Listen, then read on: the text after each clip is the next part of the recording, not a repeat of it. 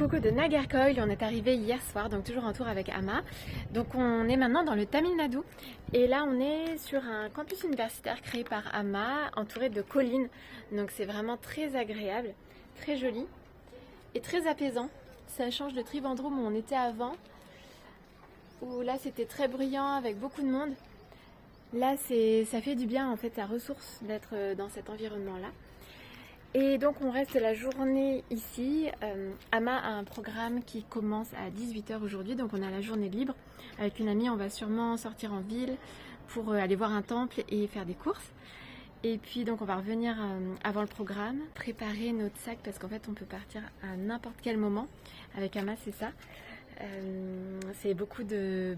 c'est le moment présent en fait, où tout peut se passer, tout est possible. Et beaucoup d'inattendus. Donc ensuite il y a le programme et puis bon je pense quand même qu'on va rester la nuit ici, mais qui sait, on partira peut-être pendant la nuit. Et puis donc on va partir ensuite pour Madurai, donc c'est très certainement demain. On va faire le trajet. Et puis voilà, donc le programme commence à 18 h, donc toujours avec des enseignements, méditation, bhajans et le darshan, donc l'étreinte qu'elle offre. Hier, quand on est arrivé, Ama a donné le prasad, donc c'est quand elle distribue en fait la nourriture à ses fidèles. Donc quand on est arrivé, on a eu ça, donc c'était un moment très sympa. Aussi parce qu'elle s'est exprimée un peu différemment, en fait c'était un moment assez jovial, elle a raconté des blagues, il y avait des enfants sur scène qui ont raconté des blagues aussi en différentes langues. Et en fait elle échangeait avec eux et avec nous, enfin c'était un peu différent d'habitude, donc c'était sympa.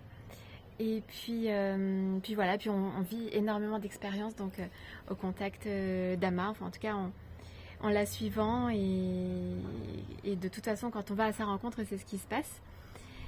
Et en fait je trouve qu'elle appuie beaucoup sur trouver l'unité en soi, c'est-à-dire voir tout ce qui est en nous, tout ce qui nous habite, aussi bien nos potentiels, parce qu'elle met ça en valeur, elle met ça en avant quand on est auprès d'elle.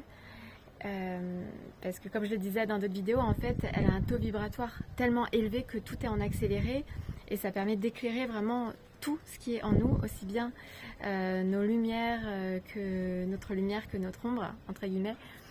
Et ça nous permet donc de réajuster ce qui n'est pas aligné avec le divin. Et donc je trouve qu'on vit beaucoup d'expériences par rapport à l'unité, la réconciliation en soi et avec les autres.